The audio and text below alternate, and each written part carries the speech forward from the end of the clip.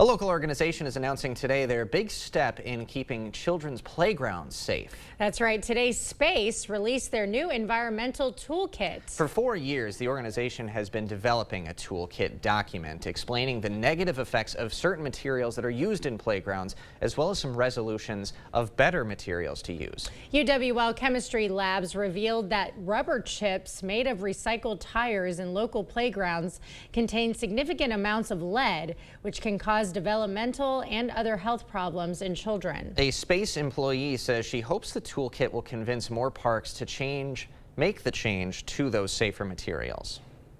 So we're hoping that this toolkit can really be used in other communities so that they don't have to go through all these steps and take 4 years to get where we have come. But kids' safety isn't the only concern with the rubber chips. Their studies revealed that when heated up, the chips release those same toxic materials into the environment. Their program has already helped 3 playgrounds make the change to safer materials, and they say there are many more to come this summer. Well, a rainy Wednesday we had today, and It looks like we do have a little bit more of rain up until about 11 tonight. Greg, let's send it over to him for the latest on that.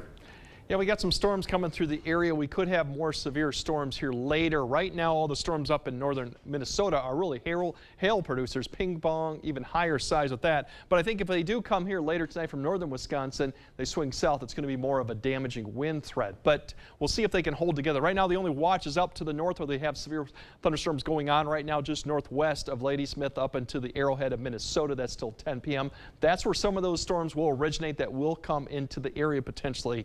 But overall, it's going to be quiet to about 9 or 10, maybe even later further south you go. We still could see a shower or two, but severe weather-wise, we're not expecting any of that going on. Really, the severe stuff is from about 10 p.m. to 3 a.m. In a lot of areas, probably won't see it, but that is the potential going on. And don't forget, tomorrow we do have a light rain, maybe around 11 a.m. to about 4 p.m., and it's really centered along one area, and I'll kind of explain that. So just light rain. We're not expecting any heavy amounts of rain or even thunderstorms with that. There's the radar right now. Everything is pushed to the south. There's your severe thunderstorm warnings well to the northwest of Minneapolis, but those are the hail producer storms that are beginning to push further south. So we have to keep an eye on those ones up towards Minneapolis because they are going to dive southward. If they can hold together, they may form a line that's going to swing south towards Red Wing as we get closer to 9. Eau Claire might see some of this. It'll be right on the northern edge of it by 10 p.m. And then if it holds together, this line could come through La Crosse, through Sparta around 11 to midnight time frame.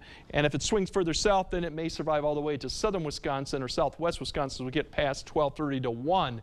That's the main line, but there could be some activity up further north that swings south, maybe getting close to Ladysmith too. But overall, a lot of areas will probably remain dry, but we do have that threat coming on. Once you wake up, we're going to see really no activity once we get past 3, so the morning commute shouldn't be impacted by any of this activity going on. Should be fairly quiet. Now, we are watching the next wave that comes along this front that's kind of sitting right over the area. Going to provide a little bit of an area of light rain and very narrow band of light, maybe steady rainfall right along I-90, basically stretching across all the way to Sparta. If you're further north of that, you're probably going to see clouds, maybe even more sun as you go into the afternoon. But this is going to kind of be stationary and then probably kind of slowly sag south into southern Wisconsin as we get closer to 3 to 4 p.m. And then areas to the north will see more sun. So even getting back up into the 80s once we get past like 4 or 5 p.m., La Crosse and areas to the south will see more sun closer to 5 to 6. So their high temperatures will probably climb up to around 80 as we get closer to the evening commute. So we do have that light rain. It's not going to amount to much, maybe up to 1/4 of an inch. And generally just light rain around that time frame, but only around really the I-90 corridor. As we go into Friday, those look actually perfect conditions. Really, we're looking at seasonable temperatures, dry humidity, so Flag Day looks outstanding. That's kind of right where we should be. Unfortunately, we have another system, several that are coming through, and we have the heat humidity potentially coming too. So Saturday, we look like we have some rain showers coming in. Don't see thunderstorms. Comfortable temperatures, a lot more clouds than sun. And Saturday night and Sunday, we have thunderstorms, and we start building the humidity up and the temperature up. So a lot of questions going on exactly how this is going to play out. We'll kind of break it down as we go further, but definitely for Sunday, prepare for at least an increase in the humidity and a chance to hit 92.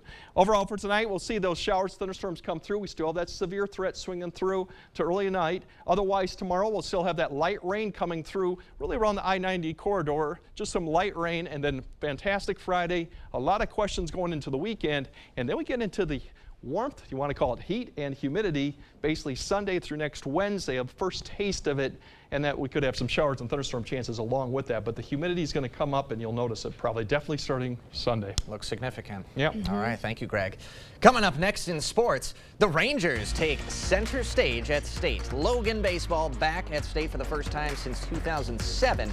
Rob is there in Appleton, and he's got the coverage next. Proper installation of your new windows make a difference. The team at Clear Choice Window and Home Solutions are factory trained to make sure your windows are installed to last. Call or stop into the showroom for your free estimate. I'm Tammy Baldwin, and I approve this message.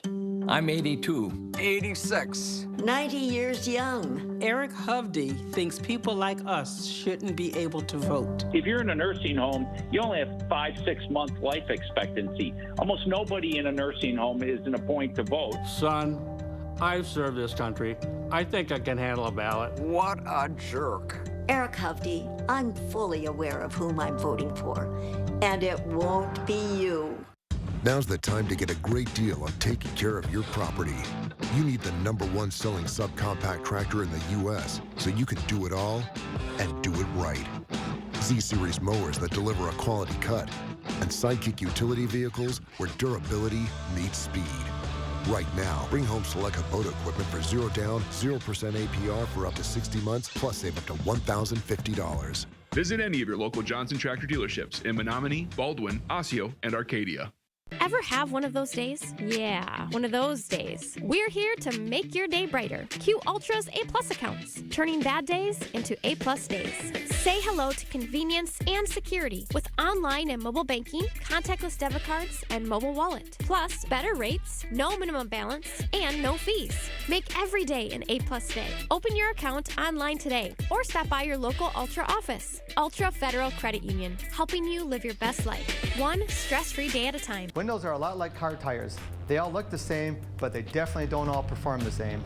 Take our StarMark composite window, available exclusively at Clear Choice Window and Home Solutions. This window is 12 times stronger than vinyl, 2,000% more airtight, and 40% more energy efficient. All at a price less than what many companies charge for vinyl windows. Don't settle on your new windows. Insist on the best windows you can buy. Receive a free cordless honeycomb shade or take $150 off each window you purchase. Covering all of the exciting action from your community. Here's News 8 Now Sports with Kate Overton.